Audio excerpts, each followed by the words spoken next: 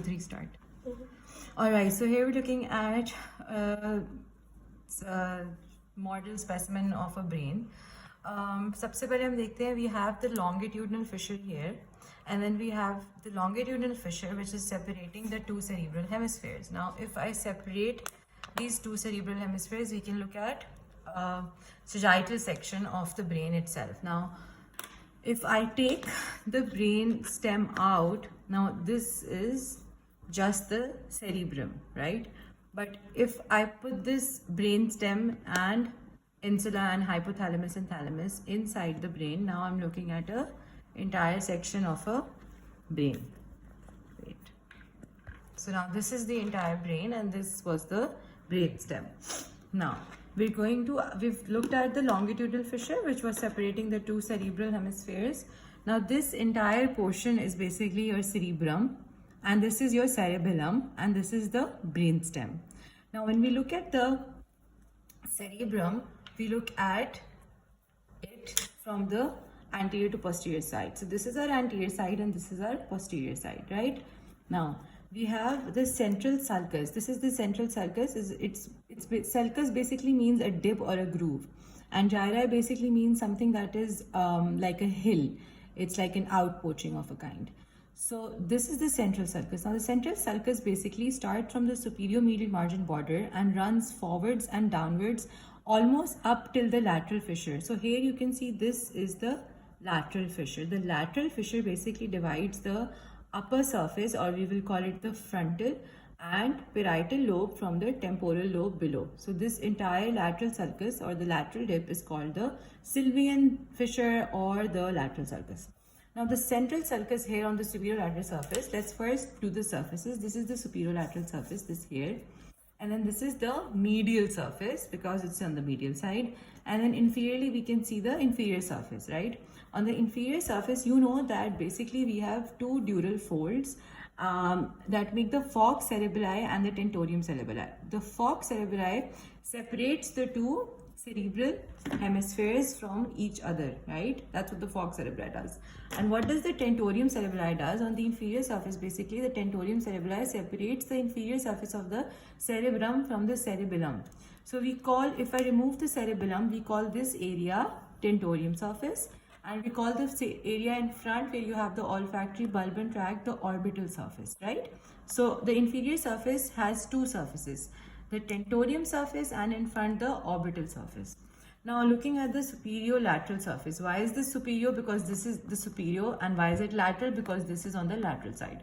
The superior lateral surface has the central sulcus in the middle. I said it starts from the superior medial margin and curves downwards and forwards just before it reaches the lateral sulcus. It does not join the lateral sulcus. It just stops right before the lateral sulcus. Anterior to the central sulcus, all of this is basically the frontal lobe, and posterior to the central sulcus, all of this is the parietal lobe. Okay. Now parallel to the central sulcus, we have another sulcus. This is called the precentral sulcus. Since it's before the central sulcus, it's called the precentral sulcus. The precentral sulcus and the central sulcus bounds this area which we call the primary motor cortex. Okay, this is where the corticospinal tracts were ending, and this is where we have the motor homunculus. Now posterior to this central sulcus, in the parietal lobe, we have this second sulcus. This was one sulcus, and then we saw the precentral sulcus. Now we will look at the postcentral sulcus. The postcentral sulcus and the central sulcus bounds this area which is the somatosensory cortex or the postcentral gyri. So this is the precentral gyri, this is the postcentral gyri. The precentral gyri is part of the frontal lobe and the postcentral gyri is part of the parietal lobe. Now the precentral gyri and postcentral gyri dip down on the medial surface to create this paracentral lobule, and this central sulcus dips down here in the medial surface just a little bit to form the paracentral sulcus. You should know that this paracentral lobule is basically an invagination or dipping of the two homunculuses here. The motor homunculus will be here. This is the leg area. This is the arm trunk area. This is the face hand area. Then this is the somatosensory cortex. This is again the leg area, the face arm trunk area, and then the hand and tongue area. Okay. So now let's look at the frontal lobe. The frontal lobe has two further gyri that separate it into. The frontal lobe is further divided into three further gyri like this by the superior and inferior gyri of the frontal lobe. Okay, so let's do this again. The frontal lobe is divided. We saw that there's a sulci here, which was the precentral sulcus, and behind it we had the precentral gyri. Now there are two sulcuses here, okay, the superior sulcus and the inferior sulcus of the frontal lobe, and that divides it into the superior, middle, and inferior gyri. So we have a superior, middle, and inferior gyri, which are divided by two sulcuses here, the superior sulcus and the inferior sulcus. So in total, we have one superior sulcus here, inferior sulcus here, and this is the precentral sulcus. And we have the superior gyri, middle gyri, inferior gyri represented by my three fingers here, and we have the precentral gyri. Now here, when we will look at the medial surface, there is also another gyri of the frontal lobe which we call the prefrontal gyri. The prefrontal, sorry, it's not the prefrontal, it's the medial frontal gyri, not prefrontal. This is the medial frontal gyri, okay? Now this entire area we call the PFC, which is basically your prefrontal cortex, okay? So this is your medial frontal cortex and this is your lateral frontal cortex, okay? Now, when we look at the pre-central gyri, this is Brodmann area number 4. And when we look at the post-central gyri, this is Brodmann area number 312. Okay, why I don't know, but this is what it is.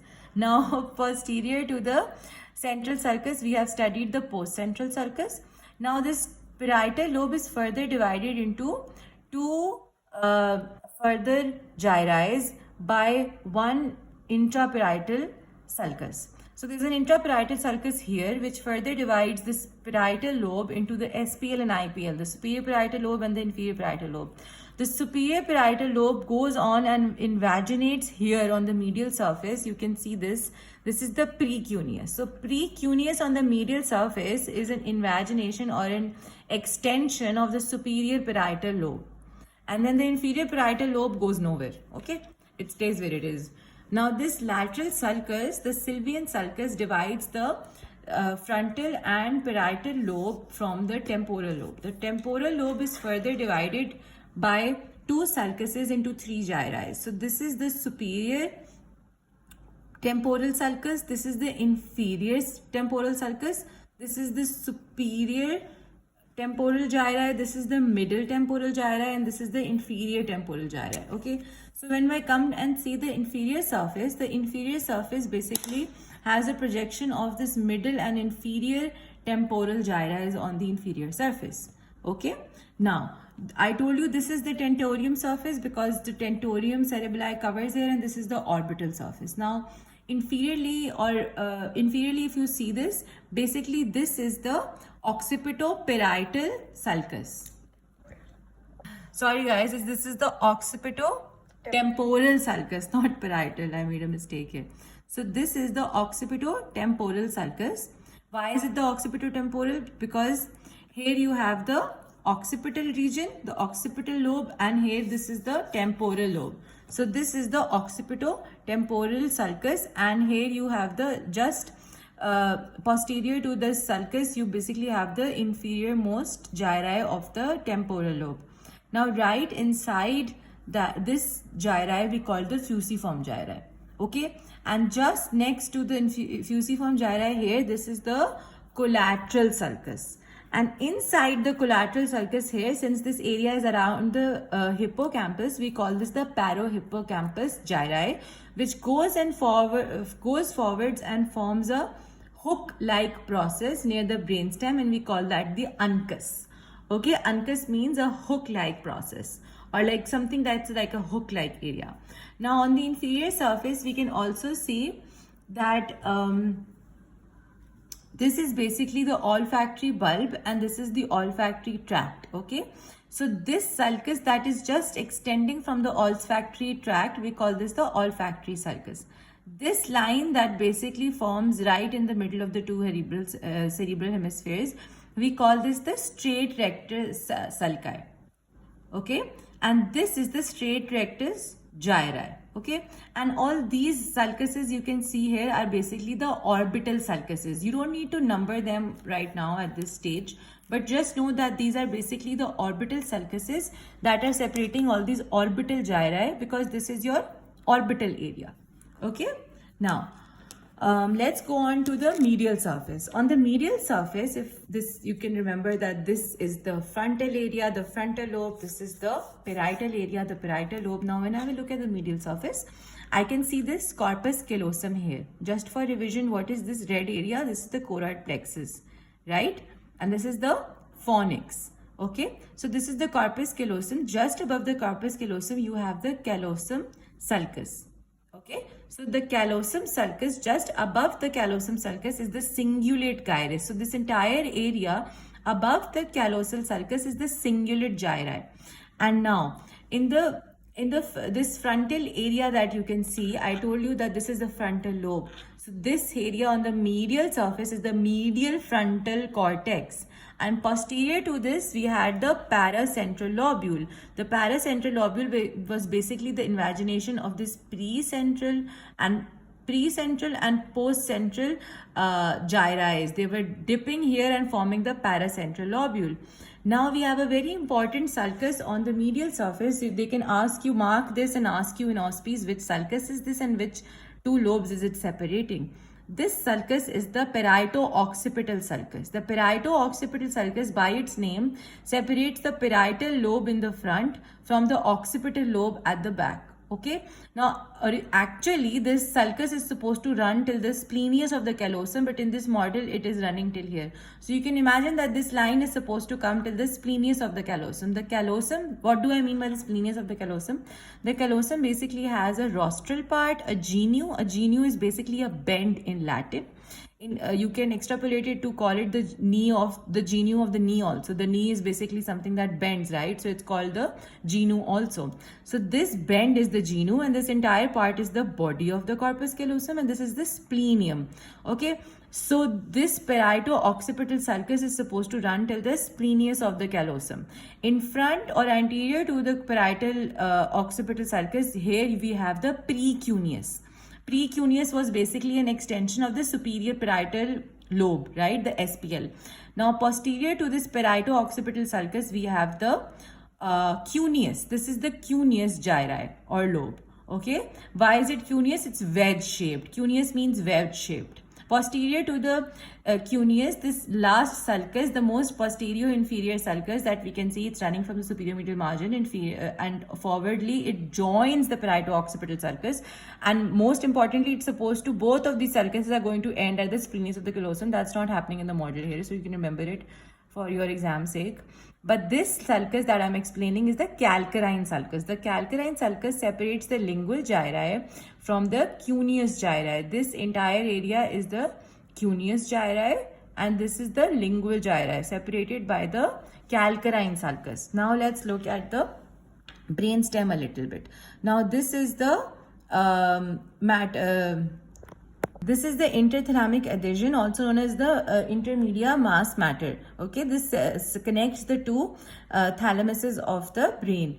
Around it you see the third ventricle, right? And this red area here is the choroid plexus.